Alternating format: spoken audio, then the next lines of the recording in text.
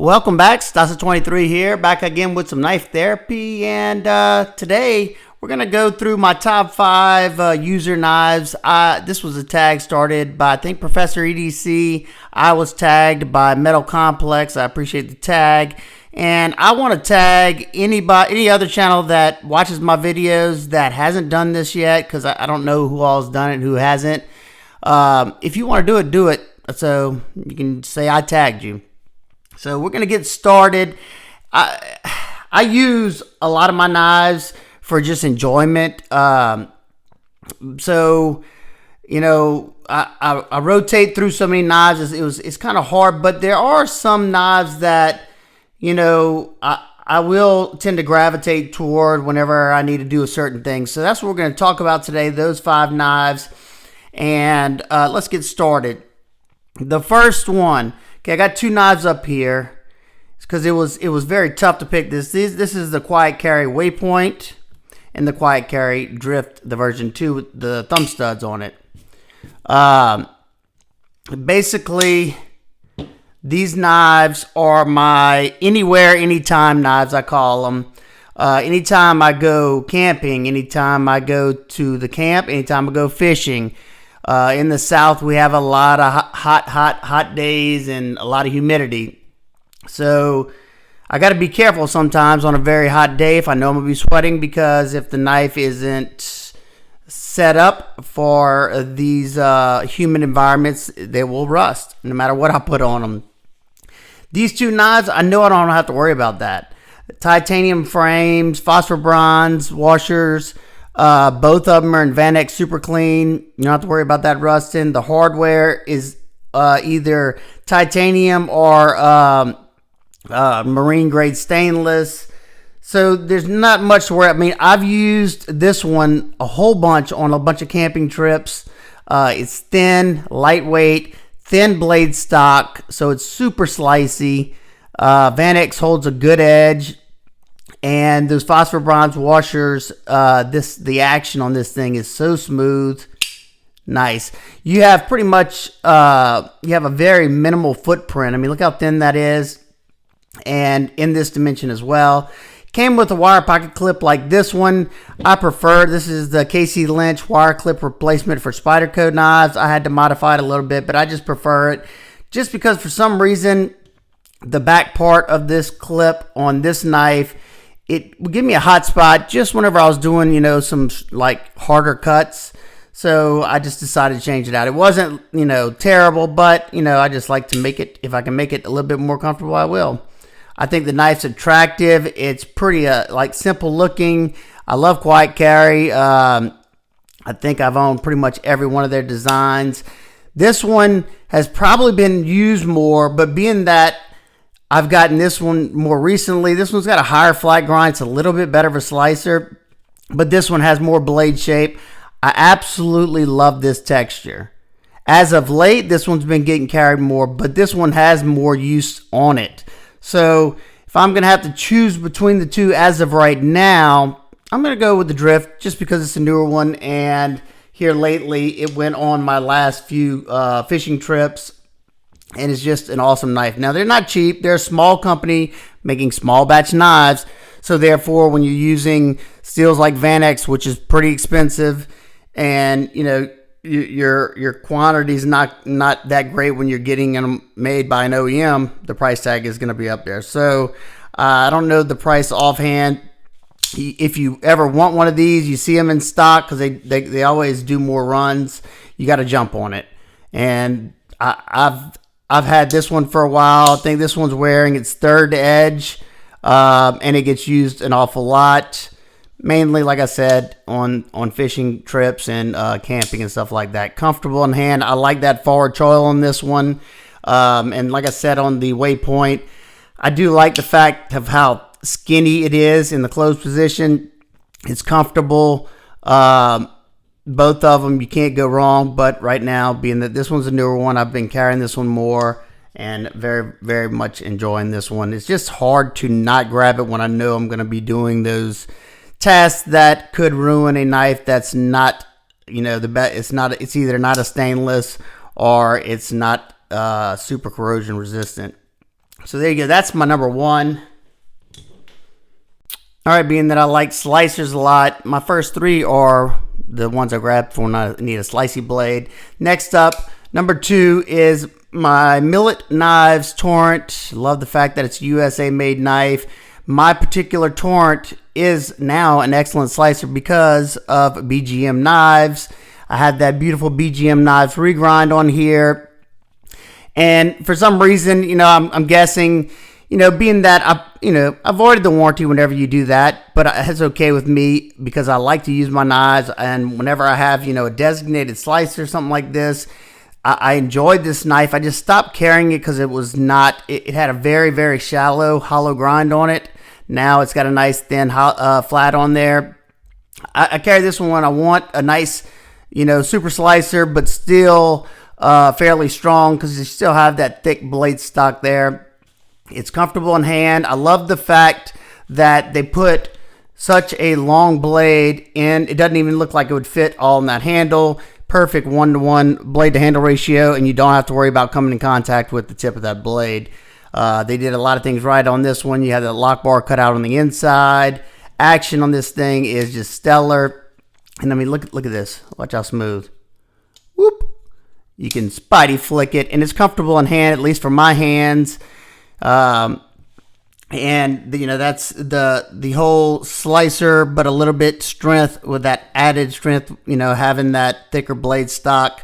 If you like jimping, it holds on your hand. And this one's in CTX XHP. It's another problem I had before the regrind.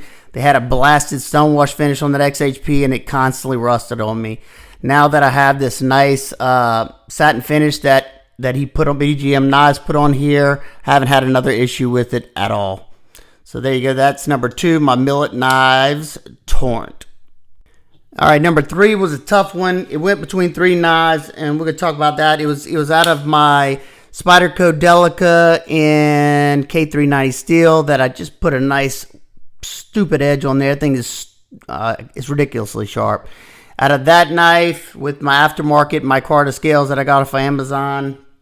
I don't even remember where they came from. I mean, what's the seller's name?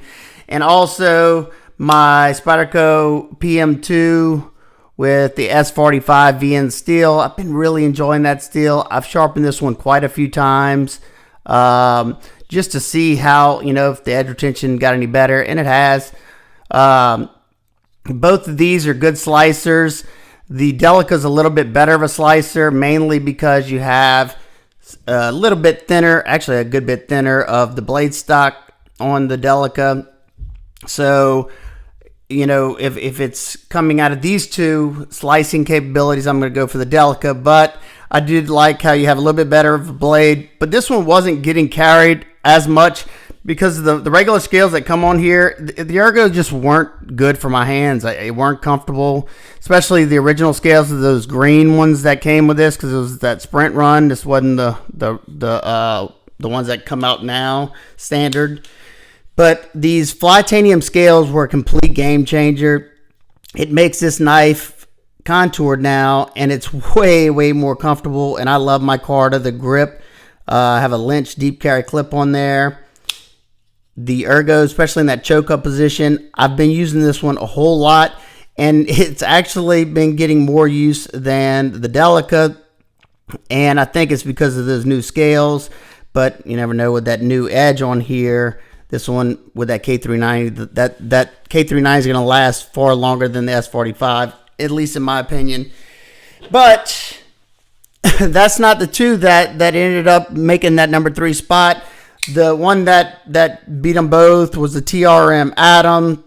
I just like so much about the Atom. It's a totally USA made knife. Good people, good company, small batch. It is a little difficult to get them, but if you're patient, you'll get one. 20 CV blade steel, decently high flat grind. It's not the thinnest behind the edge, but it has nice and thin blade stock. I think it's about the same as the Delica. There you go. Pretty darn close. But the reason why this one gets chosen more because of how thin it is, light, super smooth. slicey, and as you can see, you get a good bit more cutting edge than the Delica. Let me see, I'm pretty sure you get a good bit more of the same. Let's see.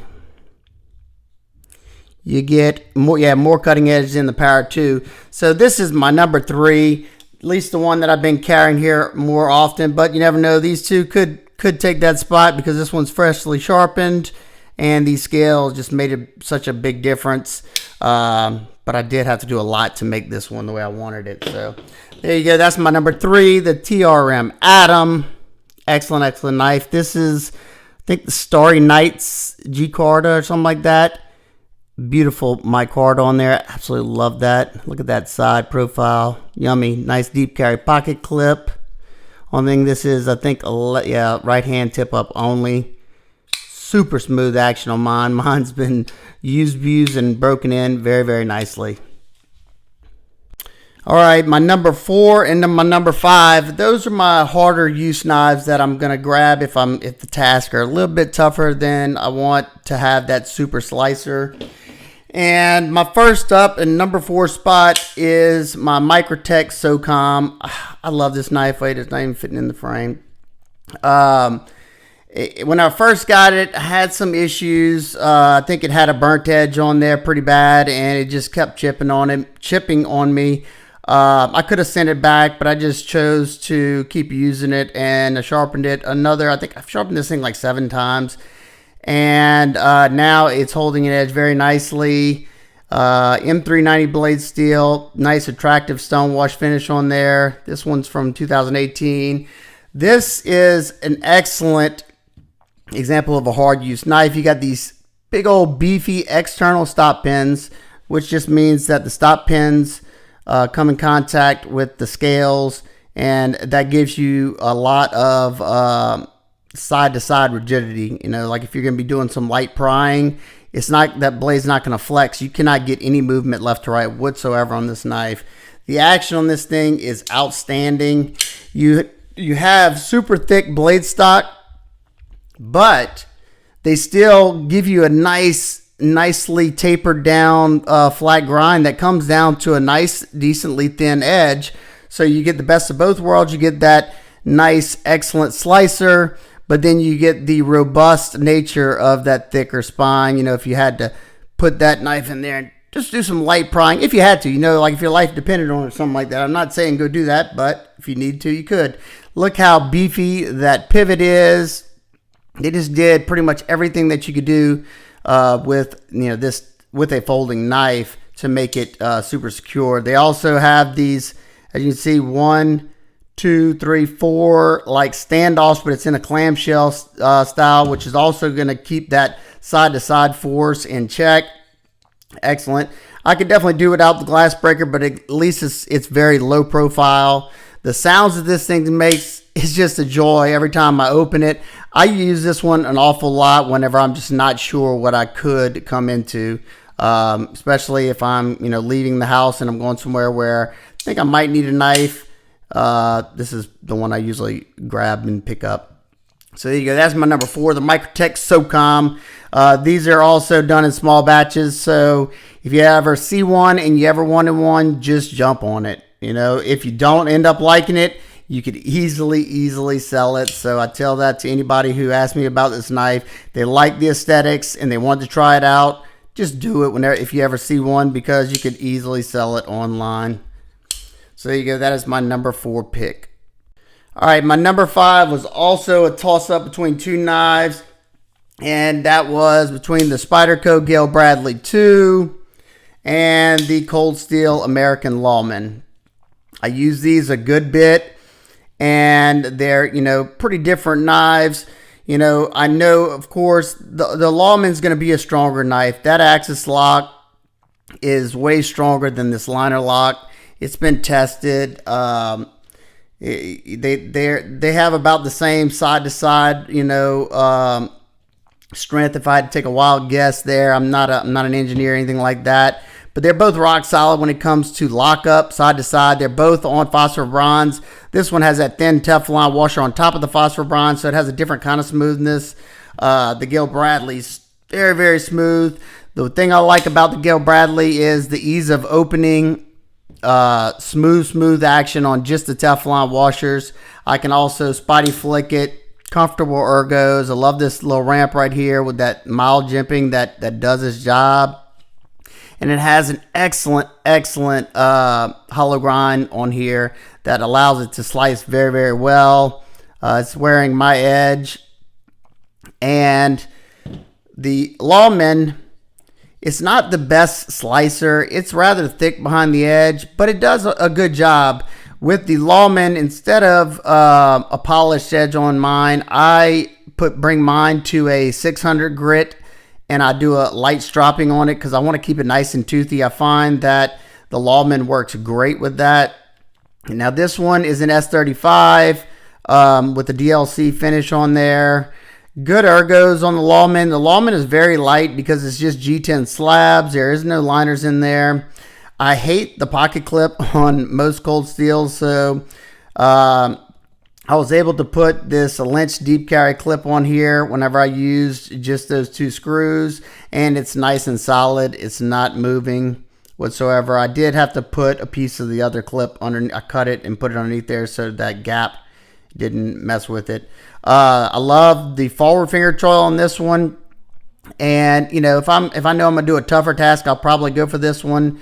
I used this one not too long ago. As you can see, pretty much all my blades have nice in use, especially these that I carry the most.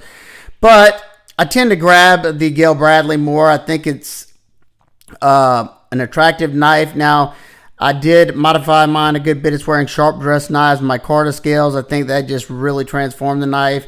And I had to knock this jimping down right here because it was sharp for my hands. And it was hard to disengage it because it was just very uncomfortable for me. So something to note if you ever decide to pick up one of these. But the ergos are really good. I just feel like I can get a lot of power behind the cuts on this one because it's got a thicker handle than the Lawman. The older Lawmans, which I have one of those as well, had a thicker handle. And I found that that thicker handle was more comfortable in the long run when you're doing a lot of cutting than the thinner handle on the new Lawman. But the new Lawman, I find it's a little bit lighter and a little bit easier to carry because of the thinness. So it's a trade-off. But overall, as of late, the Gale Bradley 2 has gotten the most pocket time. So this is my number 5 knife. It has that M4 steel that just keeps going and going. And I love it. So that is my top 5 users in my collection. Let me zoom out a little bit. If you have any questions about anyone in particular, you definitely let me know in the comments. God dog, it's acting funny. And I will do my best to answer you. Look at the size difference on these two. And I enjoy these tag videos. Thanks, Metal Complex, for tagging me. I enjoy doing them, and I enjoyed this one. It was a fun one. So I think it was Professor EDC who started it. So thank you as well. And I hope everybody's having an absolutely wonderful day. I will see y'all on the next one. Peace.